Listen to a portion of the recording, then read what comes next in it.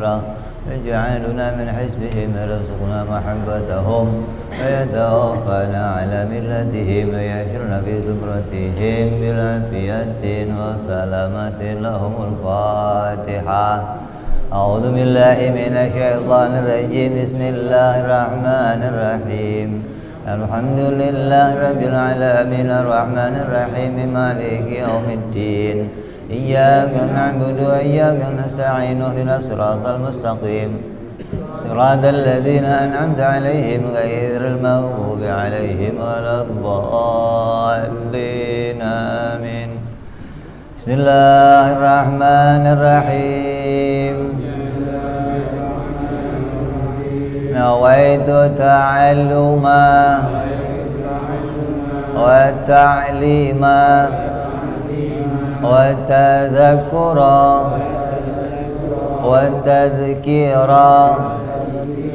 والنفع والانتفاع والإفادة والاستفادة والحث على التمسك بكتاب الله وسنة رسول الله صلى الله عليه وسلم ودعاء إلى الهدى والدلالة على الخير ابتغاء مرضاته وقربه وثوابه وحسن الخاتمة مع اللطف والعافية وصلاح العاقبة. Bismillahirrahmanirrahim. Alhamdulillahirabbil alamin wa bihi nasta'in ala umuri dunya waddin. Salatu wassalamu ala Rasulillah sayyidina wa habibina wa syafi'ina wa maulana Muhammadin sallallahu alaihi wa ala alihi wa sahbihi ajma'in. Amma ba'du. Qala musanniful kitab Hadratu Syekh Sa'id bin Armiyah rahimahullah wa ghafara lahu wa liwalidayhi wa nafa'ana bihi fid darain. Allahumma aftah qulubana futuhal arifin wa bihikmatika wansur alaina birahmatika ya arhamar rahimin. Ilan qal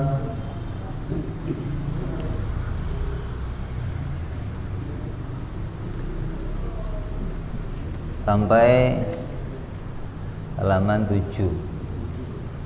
Awwalu wajibin 'alal insani ma'rifatul ilahi biistiqani.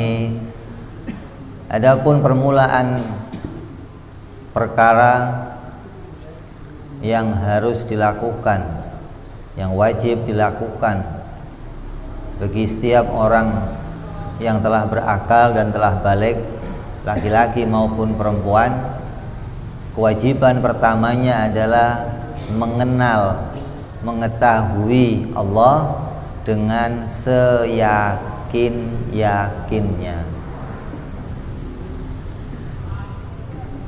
Jadi orang itu tidak cukup cuman mengenal Allah dengan yakin, itu nggak cukup. Ada yakin pakai eho lagi, yakinnya seyakin-yakinnya. Maknanya yakin banget. Yakinnya pol-polan. Apa sih yakin yang pol-polan? Yakin itu apa? Sesuatu yang tidak mungkin terjadi perubahan, itu namanya yakin. Kalau masih mungkin terjadi perubahan, artinya belum disebut namanya yakin. Tapi dianggap dirinya sudah yakin. Ini sesuatu yang nggak mungkin mengalami perubahan lagi. Ya, 1 ditambah 1 jumlahnya berapa? 2. Ada nggak jawaban yang lebih benar lagi? Karena benar cuman 1. Kalau benar itu sudah kamu ketahui, maka itu namanya sesuatu yang meyakinkan, sesuatu yang tidak lagi mengalami perubahan. Maka kita diwajibkan di dalam agama untuk mengenal Allah dengan seyakin-yakinnya. Quran berfirman, Allah berfirman, fa'lam annahu la ilaha illallah. Allah tidak mengatakan di situ faqra. Allah enggak mengatakan begitu fafham. Allah enggak mengatakan begitu faqrar, ikrarkanlah, enggak. Tapi fa'lam, ketahuilah. Maknanya tidak boleh satu orang Islam pun yang bodoh dari mengenal kepada Allah Subhanahu wa taala. Orang Islam harus tahu tentang Tuhannya. Orang Islam harus tahu secara jelas-jelas tentang Allah Subhanahu wa taala. Dan ini tidak ditemukan di dalam agama yang lain. Kalau kamu pelajari agama-agama yang lain, maka agama yang lain tidak memperkenankan kepada pengikutnya untuk lebih jauh mengenal kepada Tuhannya. Apa kata mereka? Kalau kamu cari-cari tahu tentang Tuhan, berarti kamu gak yakin. Kamu yakin gak? Yakin. Ya sudah, sembah saja. Nggak usah cerewet katanya. Nggak usah banyak nanya, nggak usah banyak cincong katanya. Sudah, imani saja, kerjakan perintahnya, berarti kamu. Kenapa? Karena kalau semakin dalam dia masuk untuk mengenali Tuhan yang disembah, akan nampak kejanggalannya, akan nampak keanehannya, akan nampak terbukti, oh ternyata ini bukan Tuhan. Tapi beda dengan Allah Subhanahu wa taala. Semakin dalam kamu tahu tentang Allah, semakin banyak bukti yang kamu punya, akan semakin kuat apa yang menjadi keyakinan kamu dan sampai pada sebuah kebenaran. Nah, yang dimaksud mengenal Allah dengan seyakin-yakinnya itu bukan yang penting saya mantep, bukan. Seseorang yang mengikuti pendapat orang lain kemudian diyakini, dimantepin, itu kata agama itu bukan yakin namanya. Contoh, bapak kita dulu mengenalkan kita kalau Allah itu Tuhan. Nah, sembah Allah. Allah adalah Tuhan. Allah perintah kepada kita untuk mengerjakan ini itu sembah. Maka kita mengikuti apa pendapatnya orang tua, meyakini Allah sebagai Tuhan.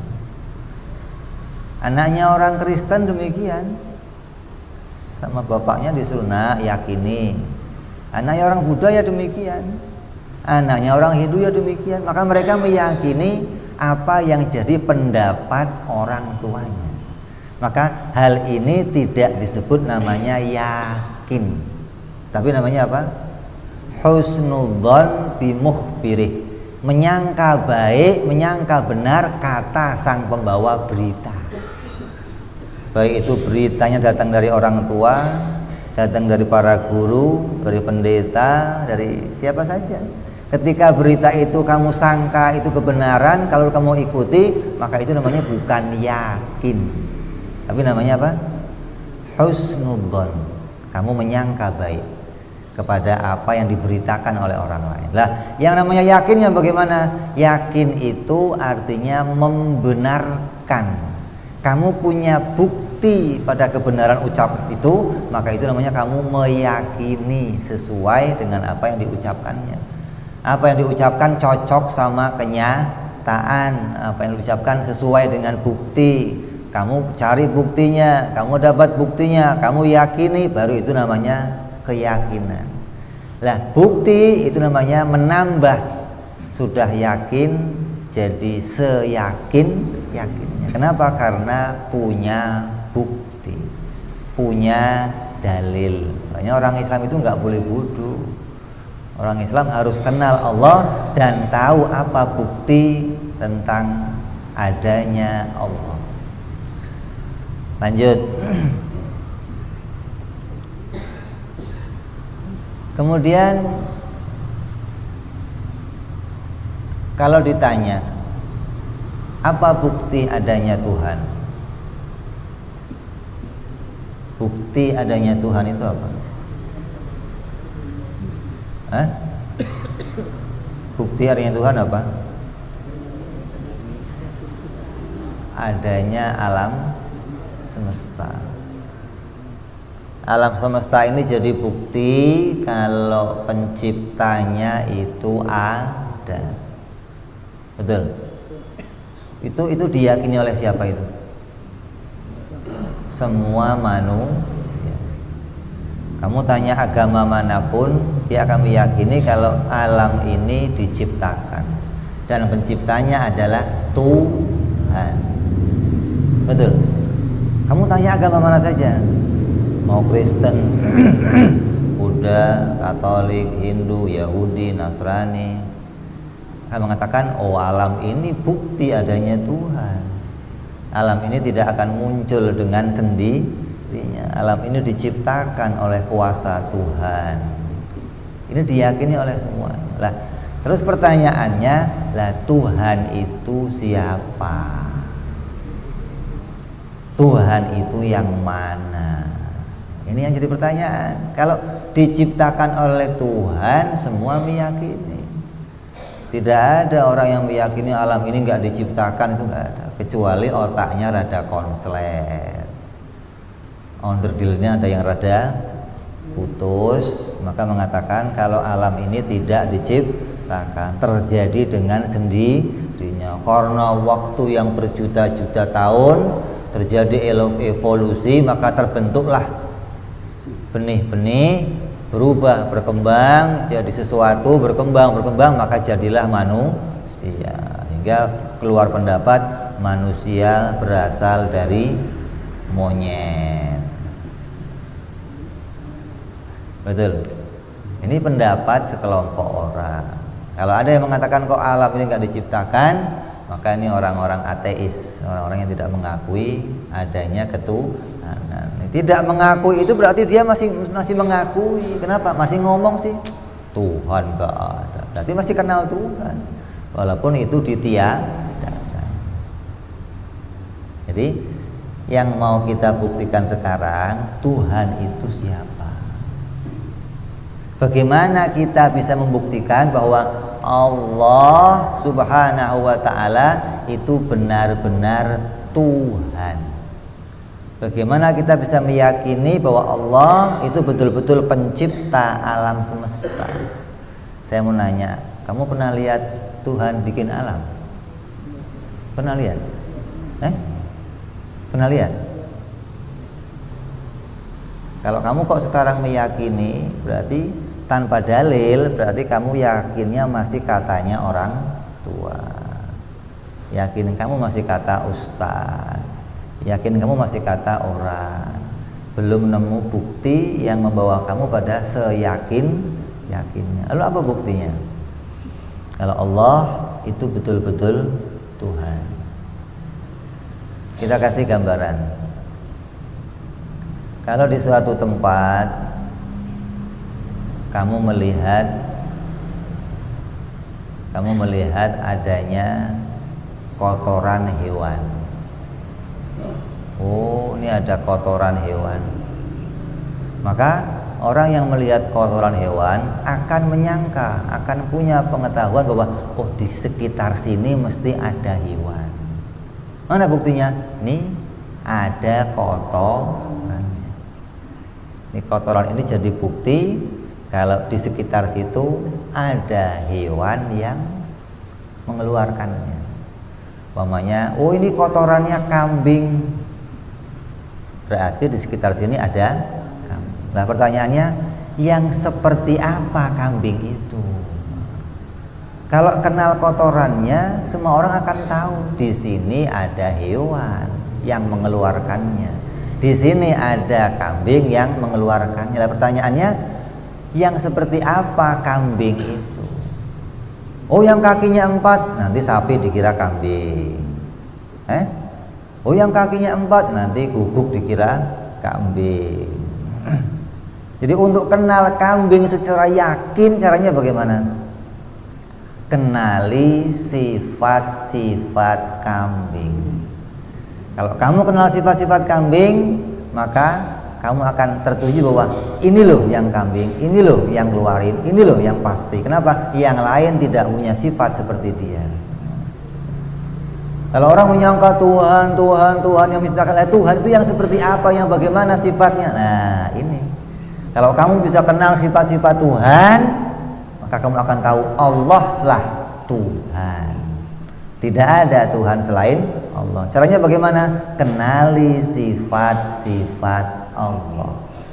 Kalau kamu nggak kenal sifat-sifat Allah, berarti kamu yakinnya masih yakin mengikuti katanya orang tua, yakin katanya guru, yakin katanya ustaz, atau pokoknya saya yakin aja dah gitu. Oh, yakin aja dah. Ini masalah Tuhan nggak bisa demikian. Harus cocok. Kenapa? Karena kalau modal yakin, semua agama yakin. Orang Kristen kamu suruh keluar, coba kamu keluar Kristen, sembah Allah. Oh nggak mau, saya yakin. Orang Islam demikian, ya. Kamu suruh keluar pindah Kristen mau? Orang Buddha kamu paksa suruh keluar pindah Kristen mau? Kenapa? Mereka yakin apa yang jadi pendapat orang tuanya, pendapat itu benar. Nah, padahal mereka tidak pernah membuktikannya sama sekali. Apa kata Quran? Ketika Nabi SAW mengajak orang-orang Arab menyembah kepada Allah Subhanahu Wa Taala, apa kata orang Arab? Muhammad, saya ini sudah yakin pada pendapatnya orang tua saya. Mereka telah menyembah patung-patung ini selama beribu-ribu tahun. Jadi kami tidak akan pindah dari keyakinan ini karena orang tua saya menyembahnya. Apa kata Nabi? Orang tua mereka orang-orang yang tidak berpengetahuan dan tidak mendapat petunjuk. Kata Nabi apa? Lah kamu orang tuanya goblok. Itu bahasa kasarnya goblok. Nah dia omong goblok sama Nabi, orang tuanya marah mereka. Jadi pendahulu-pendahulunya orang Arab yang memutuskan bahwa ini Tuhan, patung dipajang di sebelah Ka'bah, taruh sebelah Ka'bah, itu waktu naruhnya tidak dapat petunjuk. Bukan naruh dengan petunjuk, tapi naruhnya dengan kebodohan, menganggap bahwa ini loh Tuhan. Kenapa? Pokoknya Tuhan. Pokoknya Tuhan. Pakai ilmu pokoknya kan repot. Nah, untuk buktiin ini betul-betul Tuhan bagaimana? Buktinya apa? Buktinya kita harus tahu sifat-sifat Allah. Apa sifat Allah yang kita mau ketahui? Dikenal dengan sifat 20. Dikenal dengan akidah, dikenal dengan sifat-sifat Allah. Maka sejak kecil anak-anak kita disuruh ngapalin wujud kita baqa mukhalafatul lil hawadisi qiyamuhu bi nafsihi wahdaniyah sampai akhir. Ini anak-anak kita sejak kecil disuruh ngapalin. Kenapa? Ini loh akidah, ini loh prinsip tentang ketuhanan. Jadi kalau anak-anak kita sudah dimodalin ini, maka dia akan mengenal sifat-sifat Allah dengan sebenar-benarnya. Kenapa harus mengenal dengan sifat-sifat Allah? Karena dalil yang sampai kepada kebenaran 100% untuk menemukan bahwa Tuhan itu adalah Allah, itu hanya dengan mengenal sifat-sifat Allah Subhanahu wa Ta'ala. Itu dalil yang sampai kepada kebenaran yang 100%. Kalau saya pakainya Quran sama hadis gimana? Ya kalau kamu paham Quran hadis ya nggak apa-apa. Paham Quran itu ya bagaimana? Paham Quran itu ya paham tentang istilah-istilah yang ada dalam Al-Quran, bukan ngerti terjemahan depak, bukan. Kalau ngerti terjemahan depak itu bukan ngerti Al-Quran. Terjemahan depak itu hanya mengalih bahasakan, tapi enggak menafsirkannya. Dan ngerti Quran itu ngerti tafsirnya, ngerti mana ayat yang kulliyah, mana yang juz'iyah, mana ayat yang nasih, mana yang mansuh, mana ayat yang maknanya am, mana yang khos, mana yang ini. harus dipahami. Kalau nggak paham ini, paham terjemahan, ya nggak kenal Allah. Nanti kenalnya Allah bagaimana? Allah punya wajah, Allah punya tangan, Allah punya mata. Siapa yang nggak iman Allah punya tangan, kafir, menolak Al-Quran. Siapa yang nggak iman Allah punya mata, kafir, menolak Al-Quran. Bagaimana ini? Orang gila itu. Orang gila pegang Quran. Makanya orang gila itu pegang Quran lebih bahaya dari orang gila pegang pisau. Orang gila pegang pisau yang bahaya 1-2 orang yang di depannya. Orang gila pegang Quran membahayakan banyak orang. Kenapa? Pakainya speaker, pakainya ceramah kemana Quran. Allah, bahaya. Makanya ngaji jangan hanya pakai mengerti apa yang diambil dari makna terjemahannya, tapi maknai tafsirin hingga kamu sampai pada pengertian yang sebenar-benarnya. Kembali bahwa mengenal Allah, cara yang sampai pada kebenaran yang 100% yang bagaimana? Mengenali sifat-sifat Allah. Nah, sekarang kita tanya, Tuhan itu apa? Coba. Kamu nyembah Tuhan dari kapan? Umurnya berapa? Umurnya berapa? 50. Umurnya berapa? Kamu nyembah Tuhan dari kapan? Nah, saya tanya, Tuhan itu apa?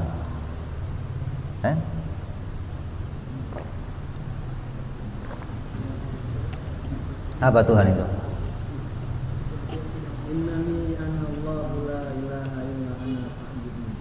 Itu Allah mengenalkan dirinya, saya adalah Tuhan, sembahlah saya. Tuhan itu apa?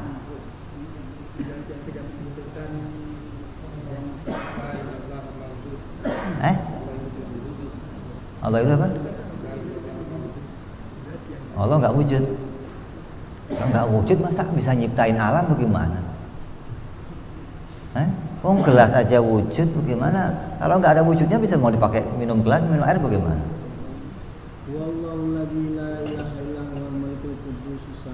Itu namanya.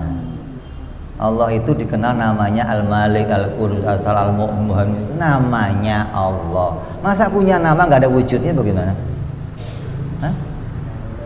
Kira-kira Tuhan itu adalah sesembahan.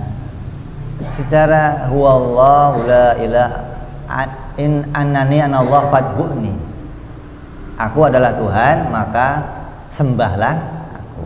Jadi orang mengenal Allah itu apa? Allah itu zat yang disembah. Nah, kita pertanyaan, lah yang disembah itu yang bagaimana? Yang harus disembah itu yang bagaimana? Orang Kristen mengatakan Tuhan itu sesembahan, maka mereka menyembah patung. Orang Buddha mengatakan sesembahan, maka mereka menyembah. Orang Hindu maka menyembah. Sesuatu yang dianggap Tuhan itu disembah. Ya. Nah, pertanyaannya, yang berhak disembah itu yang sifatnya bagaimana? Yang pengertiannya bagaimana? Yang berhak disembah yang maha penciptanya dan menciptakan dunia dan memberi asal penciptaan. Betul, betul. Itu namanya pekerjaannya. Dia Tuhan. Kalau dia Tuhan, maka dialah yang menciptakan kita, mengayomi kita, mensehatkan kita, memberi kita petunjuk. Lah yang saya tanyakan, Tuhan itu apa? Contoh begini, Nabi itu apa? Nabi itu apa? Saya juga manusia. Yang luar biasa. Nabi itu pembawa berita. Manusia yang mendapatkan wahyu, yang kedatangan malaikat Jibril membawa berita dari Allah untuk manusia. Itu pengertian Nabi. Oh, Nabi itu ya Muhammad, itu namanya. Nabi itu bawa mukjizat, itu tandanya. Yang katanya pengertian Nabi itu apa? Oh, manusia yang kedatangan malaikat Jibril mendapat berita dari Allah untuk disampaikan pada manusia yang lain. Nah, sekarang saya tanya, Allah, Tuhan itu apa? Kalau Allah itu namanya. Yang saya tanya, Tuhan itu apa? Zat yang maha sempurna. Ini pengertian secara kuliah, secara menyeluruh. Nah, kesempurnaan Tuhan yang bagaimana? Dia menjadi sempurna itu yang bagaimana? Yang tidak membutuhkan, yang tidak perlu bantuan, yang tidak membutuhkan. Nah, terus? Yang pekerjaannya menciptakan. Kepanjangan. Tuhan itu zat, berarti harus wujud kalau zat yang tidak butuh segala sesuatu dan segala sesuatu membutuhkan dia. Istighna'ul ilah an kulli ma siwa waftiqaru kullu ma adahu ilaihi. Itu Tuhan, zat yang tidak membutuhkan segala sesuatu dan segala sesuatu membutuhkan dia. Itulah Tuhan. Dengan pengertian ini kamu akan bisa menolak semua Tuhan selain Allah. Ini yang buat pengertian ini ulama. Ustaz, Ya. seperti di surat Toha itu kan ada dikatakan sehingga Sayyidina Umar dengan sebab ayat itu lalu dia mendapatkan hidayah memeluk Islam. Innani anallahu la ilaha illa ana. Itu kan secara pengertiannya sudah sangat luas. Kalimat la itu kan kalimat nafi, menafikan segalanya, bahwa Allah itu tidak membutuhkan segala sesuatu. Lah ya kan kamu ngomongnya bahasa Arab. Saya minta pengertiannya. Secara bahasa Indonesianya. Ta'rif, bukan ta'rif. Secara ta'rif dimengerti apa? Kalau innani anallahu la ilaha illa ana fa'budni, mana ta'rifnya? Itu kan penjelasan. Lah, dari penjelasan itu dibikin ta'rif. Oh, secara pengertian kita. Lah ya dong. Sayyidina Umar itu cerdas. Sekali mendengar, oh, paham. Nah, ini cerdas. Cerdas. Harus diberi pengertian. Ya kan? Jadi pengertian Tuhan apa? Allah adalah Tuhan. Allah itu nama. La ilaha illallah, fa'budni, bahwa Tuhan, Allah adalah Tuhan, zat yang maha menciptakan segala sesuatu. Enggak menciptakan, enggak ada urusannya. Yang tidak butuh kepada segala sesuatu, karena sesuatu itu diciptakan oleh Allah. Enggak berurusan diciptakan. Kalau sebelum ada yang menciptakan, dia Tuhan bukan? Dia jadi Tuhan setelah menciptakan alam atau sebelumnya?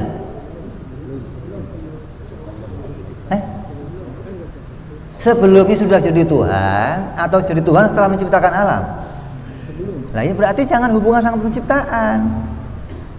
Saya mau mengerti makna Tuhan itu zat yang tidak membutuhkan segala sesuatu. Ya. Ya. Dan segala sesuatu membutuhkan dia. Ketika kita lihat alam ini, maka alam ini kita mengakui bahwa seluruh alam ini hanya membutuhkan kepada dia. Ya, ini ta'rif ini, pegangin ini. Zat yang tidak membutuhkan. Kalau ada yang mengatakan Tuhan di atas, Tuhan bukan. Kenapa? Membutuhkan tempat. Kalau dia mengatakan Tuhan punya mata, Tuhan bukan. Kenapa? Membutuhkan alat. Allah nggak butuh alat. Mata itu adalah alat. Kalau dia mengatakan Tuhan punya tangan, Tuhan bukan. Kenapa? Butuh alat. Ini satu pengertian ini membatalkan semua Tuhan yang disembah oleh sedunia. Kamu berani hujjah, berani menghadap kepada Paulus, kepada pendeta. Coba, apa pengertian Tuhan yang kamu mau? Dengan satu takrif ini kita akan batalkan, itu bukan Tuhan. Patung-patung itu bukan Tuhan. Dewa-dewa itu bukan Tuhan. Bintang-bintang itu bukan Tuhan. Dengan satu pengertian ini Nabi mengajarkan kepada sahabatnya siapa itu Tuhan. Dan yang punya keadaan ini hanya Allah. Dari mana? Dari mana? Nabi katakan Qul huwallahu ahad. Terus Allahus samad. Apa maknanya samad apa? Apa maknanya samad? Dialah yang memenuhi segala kebutuhan kita. Maknanya hanya dialah yang kita butuhkan. Al-ahad, as-samad, lam yalid wa lam yulad. Apa makna lam yalid wa lam yulad? Oh, maknanya dia qidam, dia baqa, dia qiyamuhu bi nafsihi wa lam yakun lahu kufuwan. Oh, dia mukhalafah lil hawadis. Satu surat Ikhlas ini menjelaskan sifat-sifat Allah semuanya. Diambil dari mana? Dari makna ketuhanan, yaitu al-istighna'ul ilah an kulli ma siwa wa iftiqaru kullu ma adahu ilaihi. Jadi garis besarnya, ringkasnya, innani anallahu la ilaha illa ana fa'budni itu adalah qul huwallahu ahad. Bukan. Betul. Namanya dikenalkan Allah. Setelah kamu kenal qul huwallahu ahad lengkap, baru bisa ngomong la ilaha illallah. Ternyata yang punya ini itu hanya Allah. Tidak ada yang lain yang punya ini, enggak ada. Hingga saya menyembah Allah bukan karena orang tua saya. Saya menyembah Allah bukan karena yang lainnya, karena saya mengenal memang Tuhan itu ini Allah. Tidak ada selain Allah yang punya sifat-sifat ketuhanan. Kok begitu? Buktikan. Mana yang kamu anggap Tuhan? Coba cocokkan dengan pengertian ini. Tuhan bukan? Oh, ternyata bukan Tuhan, batal. Tuhan bukan? Bukan, batal. Semua tertolak. Yang disembah oleh manusia selain Allah tertolak dengan pengertian ini, bahwa mereka tidak berhak disembah. Yang berhak disembah hanya Allah. Kenapa? Karena dialah yang istighna'ul ilah an kulli ma siwa wa iftiqaru kullu ma adahu ilaihi. Nyambung gak ini? Nyambung. Nah, dari pengertian ini masuklah kita mengenali sifat-sifat Allah. Kenapa dia nggak butuh segala sesuatu? Oh, dia wajib ada, bukan tiada, bukan nggak wujud. Dia wajibul wujud, dia wajib qidam, dia wajib baqa, dia wajib mukhalafah, wajib qiyamuhu bi nafsih. Maka sampailah kita memahami sifat yang 20. Dari mana? Dari dua pengertian ini, istighna'ul ilah an kulli ma siwa wa iftiqaru kullu ma adahu ilaihi. Jadi ayat innani anallahu la ilaha illa ana itu pokok. Dari ayat ini kamu diperintah apa? Fa'lam annahu la ilaha illallah. Terus kita mau bongkar nih, la ilaha illallah itu isinya apa saja mau dibongkar? Isinya sifat 20. Setelah kita bongkar nanti satu persatu, oh ternyata sifat 20 itu betul-betul menunjukkan Allah nggak butuh segala sesuatu. Allah itu nggak butuh penyempurna, nggak butuh penolong, nggak butuh kepada pembantu, nggak butuh anak, nggak butuh, semua nggak dibutuhkan, dan segalanya butuh pada Dia. Sudah kita pretelin satu-satu, nanti akan kita susun lagi menjadi la ilaha illallah. Maka la ilaha illallah yang kita susun dengan sifat-sifat ini, itulah yang seyakin-yakinnya. Kalau sekarang kamu kenal la ilaha illallah nggak seyakin-yakinnya. Kenapa? Nah, ikut pendapatnya orang sih. Ini kata Quran, kan katanya. Kata kamu gimana? Betul enggak kalau Allah itu Tuhan? Ya. Ini kita azan sejenak, nanti kita lanjutkan lagi.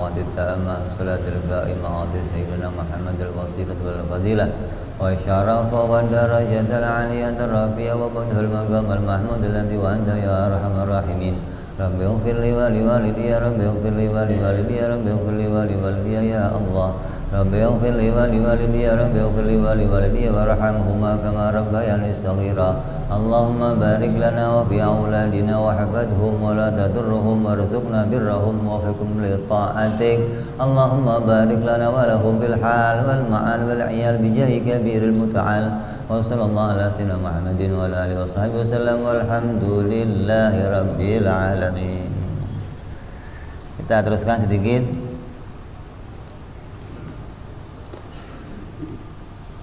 Jadi dengan pengertian zat yang tidak membutuhkan segala sesuatu dan segala sesuatu membutuhkan dia, maka kita akan mengenali sifat-sifat Allah. Apa yang mau kita kenali? Yang mau kita kenali 3 perkara. Apa itu? Sifat yang wajib bagi Allah, yang mustahil bagi Allah, dan yang jaiz bagi Allah. Maka dengan 3 pengertian, dengan 3 hukum ini kita akan punya ketetapan mana yang disebut dengan Tuhan. Tanpa dengan ketetapan yang 3 ini kita tidak akan bisa menemukan apa yang menjadi sifat-sifat yang pasti bagi Allah atau bagi Tuhan pencipta alam semesta. Nah, untuk memastikannya bagaimana? Nah, kita kenali dengan sifat-sifat yang wajib bagi Allah, yang mustahil bagi Allah, dan yang jaiz bagi Allah. Jadi ke depan kita akan bicara nanti untuk mengenali sifat-sifat ketuhanan, maka kita akan letakkan kepastian. Kalau ditanyakan begini, kalau pencipta alam ini buta bagaimana? Oh, nggak mungkin. Berarti buta bagi Allah mustahil. Kalau pencipta alam ini mati bagaimana? Oh, mustahil. Ini loh, ketetapan ini akan kita tetapkan nanti. Mana saja yang wajib pasti bagi Allah, mana saja yang mustahil bagi Allah, dan mana yang jaiz bagi Allah. Tanpa mengenali ini, kamu nggak akan punya kepastian tentang Allah. Allah itu kan Rahman Rahim, itu namanya, bukan sifat yang mau kita kenali, bukan. Dia Al-Malik Al-Qudus Salam Al-Mu'min, itu namanya. Yang mau kita kenali adalah apa yang pasti bagi dia, apa yang tidak mungkin bagi dia, dan apa yang boleh-boleh saja bagi dia. Ini bagi Allah. Yang kedua, kita mau mengenali pula sifat-sifat para nabi. Kita ketemu nabi enggak? Ketemu enggak? Enggak. Tapi kamu disuruh bersaksi. Saya bersaksi bahwa Nabi Muhammad itu utusan Allah. Apa buktinya? Apa buktinya? Kan harus punya bukti. Kalau nggak punya bukti bagaimana? Nanti ada Ahmad Musodek datang kamu akui, oh ya Nabi juga kamu ya. Nah, nanti ada Ghulam Ahmad, oh Nabi. Ada Mukidi Nabi, Saidi, Tukiyim, apa lagi itu? Nabi kok banyak benar begitu. Tukimin misalnya, tukang cukur itu. Ya edan, sudah jelas edan diakuin Nabi, itu gimana sih? Nah, kita mau mengenali apa yang pasti bagi Nabi itu apa yang mustahil bagi Nabi, dan apa yang jaiz bagi Nabi. Jadi untuk masuk dalam ilmu tauhid, kita harus masuk pula nanti dalam 3 hukum yang akan kita pakai. Dalam ilmu fikih, kamu gak akan bisa membahas ilmu fikih tanpa paham 5 hukum: wajib, haram, sunnah, makruh, mubah. Mana yang haram, mana yang sunnah, mana yang wajib, mana yang makruh, maka ini ada dalam ilmu fikih. Untuk masuk ilmu fikih, kamu harus ngerti 5 hukum. Tanpa 5 hukum ini, kamu gak akan ngerti apa-apa ketika masuk dalam ilmu fikih. Oh, ada perintah sholat, ada perintah puasa, ada duha, ada haramnya minum arak, ada haramnya merokok, ada. Maka ketika kamu nggak bisa mutusin hukumnya, nanti sama semua, oh diperintah semua dan dilarang semua, kan berat. Perintah itu ada perintah yang kuat namanya wajib, ada perintah yang tidak kuat namanya sunnah, sehingga kita mengerti hal ini. Begitu pula dalam ilmu tauhid. Dalam ilmu tauhid kamu nggak bisa masuk pelajaran itu tanpa mengenal apa itu wajib, apa itu mustahil, dan apa itu jaiz. Dan istilah ini tidak akan kamu temukan kecuali dalam ilmu tauhid. Di ilmu yang lain kamu nggak akan temukan istilah wajib, mustahil, jaiz, nggak ada. Kamu belajar ilmu tajwid, belajar ilmu tafsir, ilmu hadis, nggak akan ketemu istilah wajib, mustahil, jaiz. Jadi setiap ilmu itu punya istilah sendiri-sendiri yang digunakan di dalamnya. Maka ke depan kita akan bicara lagi tentang istilah-istilah dalam ilmu tauhid yang akan kita pakai untuk bisa mengenali apa yang jadi kepastian bagi Allah dan kepastian bagi para Rasul alaihi wassalatu wassalam, hingga kita bisa apa? Sampai meyakini seyakin-yakinnya bahwa Allah itu betul-betul Tuhan dan Nabi Muhammad itu betul-betul utusan Allah. Tanpa dalil kamu mau ngomong, oh, saya yakin, walaupun saya dicacak-cacak 10 biji dimutilasi, saya nggak akan pindah dari akidah ini. Itu kata agama belum yakin. Kenapa? Karena belum punya dalil. Anaknya orang Kristen juga ngomong begitu, anaknya orang Buddha juga begitu, anaknya orang Hindu juga ngomong begitu. Sehingga omongan itu nggak terus membuktikan saya sudah yakin, belum. Yang membuktikan kamu yakin adalah iman kamu disertai dengan dalil, baru itu namanya yakin seyakin-yakinnya. Insyaallah ke depan kita akan sambung lagi bicara tentang apa yang bisa kita kenali yang membawa kita pada seyakin-yakin yang mengimani Allah dan mengimani para Rasul alaihi wassalam. Dengan apa caranya? Dengan mengenali mana sifat yang wajib, yang mustahil, dan yang jaiz baik bagi Allah ataupun bagi para Rasul alaihi wassalam, insyaallah. Wallahu alam bisawab. Ila hadratin Nabi al-Fatihah. A'udzu billahi minasyaitonir rajim. Bismillahirrahmanirrahim. Alhamdulillahirabbil alamin arrahmanir rahim maliki yaumiddin. Iyyaka na'budu wa iyyaka nasta'in. Ihdinas siratal mustaqim. Siratal ladzina an'amta 'alaihim ghairil maghdubi 'alaihim waladdallin. Amin. Ya Rabbana i'tarafna bi anana i'tarafna wa anana asrafna ala la ashrafna fatub alaina tauba tawsili kulli hauba wastur lana aurati wa amini rawati waghfir li walidina Rabbi wa mauludina wal ali wal ihwani wa sairil hilani wa kulli dhi mahabbah au jiratin au suhbah wal muslimina ajma' amina Rabbi isma' fadlan wa judan manna la biktisabi minna bil mustafa rasulina dhabi kulli suli